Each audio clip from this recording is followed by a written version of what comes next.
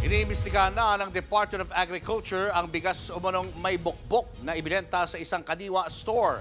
Simula naman sa susunod na linggo, posibleng may mabili ng mas murang NFA rice sa mga lokal na pamahalaan. Nasa frontline ng balitang yan, si Kari Kaitor. Sinimulan palang ipamahagi ng Department of Agriculture sa mga lokal na pamahalaan ang aabot sa 700,000 sako ng bigas mula sa National Food Authority. Yan ay matapos magdeklara ang DA ng food security emergency dahil sa tumataas na presyo ng bigas sa merkado.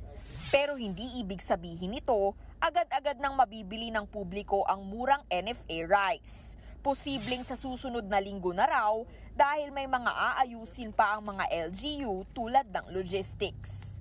150,000 na sako ng NFA rice ang inilaan sa Metro Manila. Sa ngayon may ilang lokal na pamahalaan na raw na nagdeklarang hindi sila magpapatong sa 33 pesos kada kilong presyo na itinakda ng DA. Kabilang sa mga yan ang lungsod ng San Juan, pati na ang probinsya ng Camarines Sur. Pinapayagan naman ng DA ang mga LGU na magpatong ng hanggang 2 piso o gawing 35 pesos ang bentahan ng NFA rice sa kani-kanilang lugar. Bahala na rin daw sila kung magtatakda sila ng kota o limit sa dami ng pwedeng bilhing bigas ng mga mamimili. Depende na sa LGU kung paano nila i-control yan. But ideally, maybe 1 sack per person. Pero ang ilang mamimili gaya ni na Melrose at Joy, hindi lang daw sa baba ng presyo o dami ng mabibiling bigas tumitingin.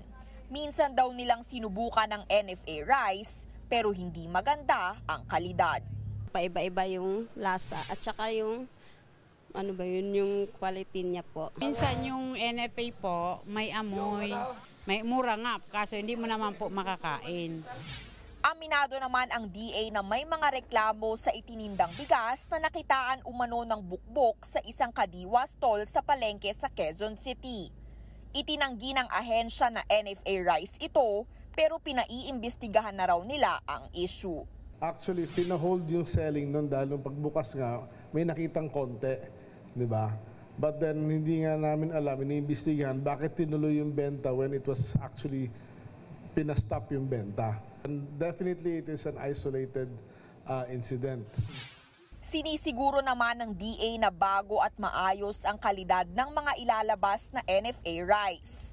Mas pinaigting na rin daw nila ang quality control.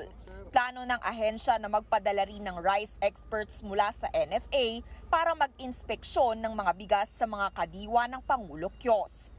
Samantala, humihiling na rin ang DA ng exemption sa Commission on Elections para sa mga LGU.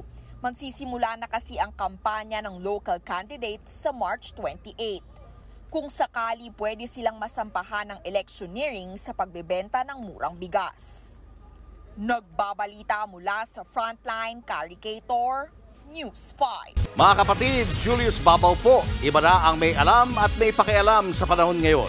Para sa Frontline ng mga balita, mag-follow at mag-subscribe sa social media pages ng News 5.